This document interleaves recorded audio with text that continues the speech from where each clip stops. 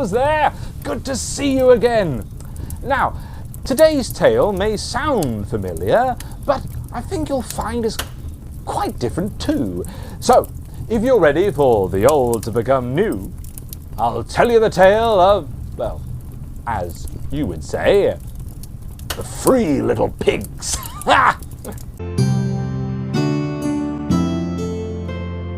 Once an age ago, there sat 3 boars at their mother's trough. "My darling piglets, it is time for you to make out into the world like your father did.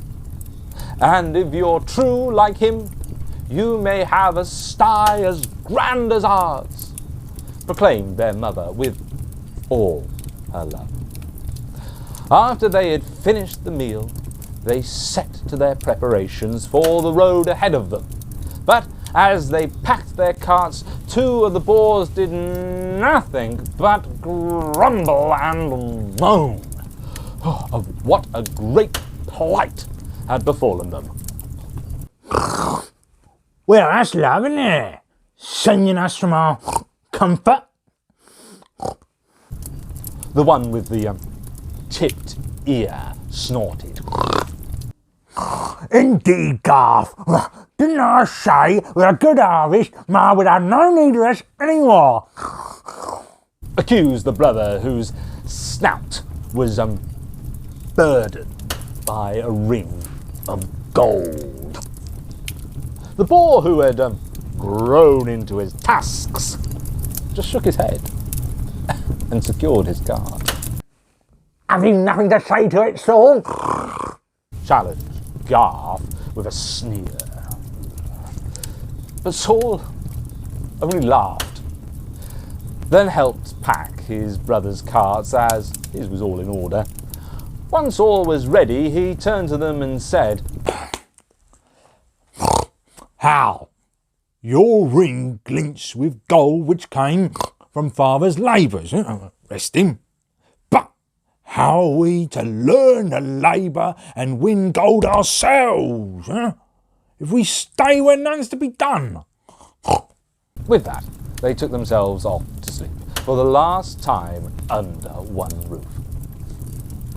As the sun rose high, Garth, Howl and Saul bid their mother farewell and set off into the world to make something of themselves.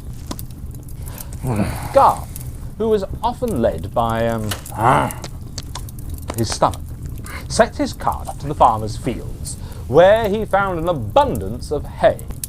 Garth could not bear to spend the night out of shelter, so hurriedly made his sty from only the hay around him. Howl took his cart to the shelter of the forest, for he loved nothing more than dozing the day away under the shade of an oak. Having lost most of his day to the oak, Howl gathered only the sticks he could see in the failing light for his sty. Unnoticed by his brothers, Saul followed behind and gathered hay from the farmer's fields and picked carefully only the strongest lumber from the forest. Saul then headed to the quarry to fill the rest of his cart with stone. Saul laboured hard, suffering the elements, whilst his brothers lay content with their meagre efforts, until he had completed the finest of sties. Unknown to any of the brother boars was that these lands were lorded over by a tyrant of a wolf by the name of Harkin, and he demanded a high price of those in his power. Harkin, touring his land, headed first along the farmer's fields to seize his tribute, when an intoxicating smell pulled him to one particular field where his hungry eyes fell upon a sty of hay. Garth, hunched over a most excessive meal, was torn to the door by an unknown knock. I do not feed beggars. He scoffed through a head of lettuce. Open to your liege lord, howled Harkin with further pounding. Garth's meal fell from his mouth as he squealed. Not unafraid of this chinny chin chin. Garth's squeal was met with a low, drawn-out growl. Defiant villain, I'll huff and I'll puff and I'll blow your stein! And with that, Garth found his walls lost to a great wind. Harkin then freely fell upon him and took his tribute with his mighty jaws. The lands of Harkin stretched beyond the fields and into the forest. As he paraded from tree to tree, his rhythm was halted by a thunderous snort. He spied a sty of sticks leant against an oak. Howl's slumber was ended by an unknown knock. Only fools wait before nons. We're going to Westford.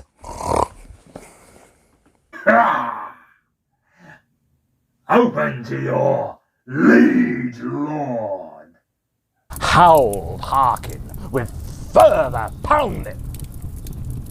Howl with fright rolled from his bed and fell to the door. Not unafraid of this chinny chin chin. Howl's grunt was met with a low, drawn-out growl. defiant villain, I'll huff and I'll puff and I'll blow your stein! And at that, the sty creaked and quaked with the howl of the great wind. Then, all was still. But only for a moment. For the great wind whirled again, and Howl found his walls lost to it. Harkin then freely fell upon him, and took his tribute within his mighty jaws.